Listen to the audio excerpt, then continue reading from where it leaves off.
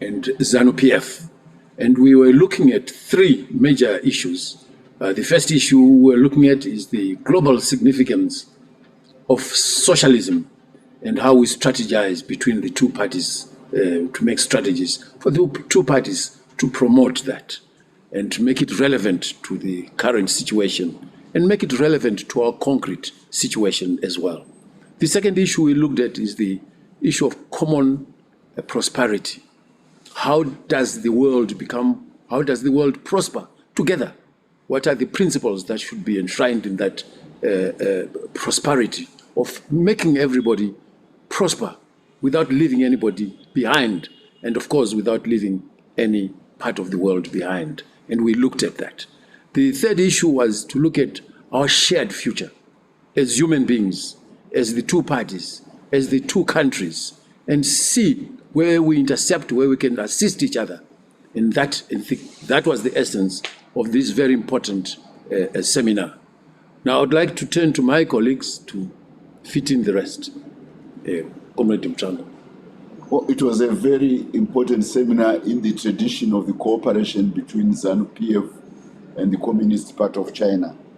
One would be tempted to go back to 60 years ago when the late leaders and cadres like Comrade Ebert Chitepo, the chairman of ZANU-PF, and of course Comrade E.D.M. Mnangagwa got military training in China, and how they've helped form the Zimbabwean army with the likes of late General Tongogara.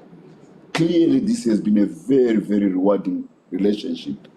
And if one looks back at the start when China was a poor country and Africa was struggling, to where we are now free states in charge of their destinies, and China is now a major economic power.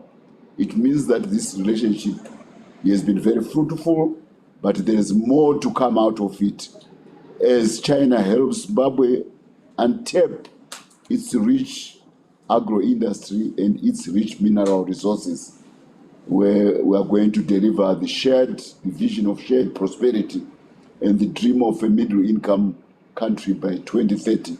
China will be very much a solid partner, a reliable partner, but more important, a big market, a country with enough capital, and a country with increasingly acquiring the expertise of modern economic management to rival that of the West, if not excel, I think.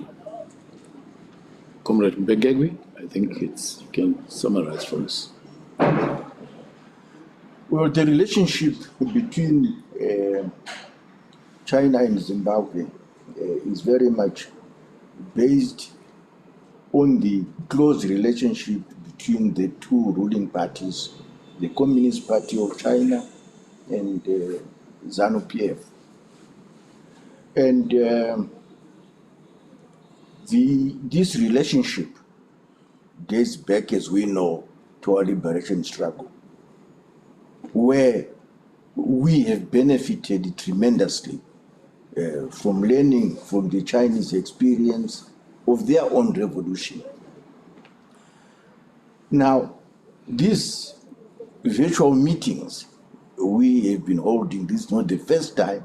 I think we've had quite a number of them, probably about half a dozen of them over the past year, are regular occurrences where we share views and learn how we can be able to prosper together, as my colleagues have already said.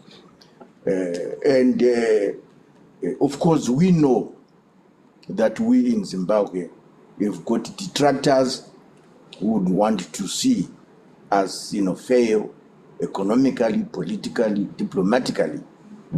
But of course, the history of our development before and after independence clearly shows that China has been our most reliable ally in terms of standing by us, through thick and thin. I can go down a number of very important projects that we have undertaken together with China, the level of investment in Zimbabwe from China is second to none. And so exchanges such as the ones that we have had over the past 2 days are part and parcel of strengthening our relationships, of sharing views, of sharing the way forward. China has successfully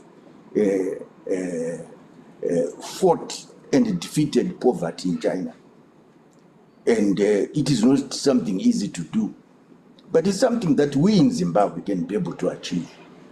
We are not a poor country by any standard, but of course we need to develop our resources to a level, as President Mnangagwa has said, that by the end of this decade, we should be an upper middle class economy. And this, of course, requires a lot of hard work on our part, and also requires partnerships from those who have successfully fought under industrialization and under development. And so the exchanges that we've had over the past 2 days have helped us very greatly. And of course, this has been very high-level exchanges. Here you can see members of the Politburo. And on the Chinese side, we had their ministers in the International Department of the Communist Party of China. And so we will continue to hold these meetings on a regular basis. And we have agreed that as soon as this pandemic is over, we will resume the exchange of visits, where the Chinese Communist Party would visit us and we would visit them, so that we can be able to carry out exchanges, face to face. But for the time being, it is through this medium that we are strengthening our relations. Thank you. Yes. Thank you.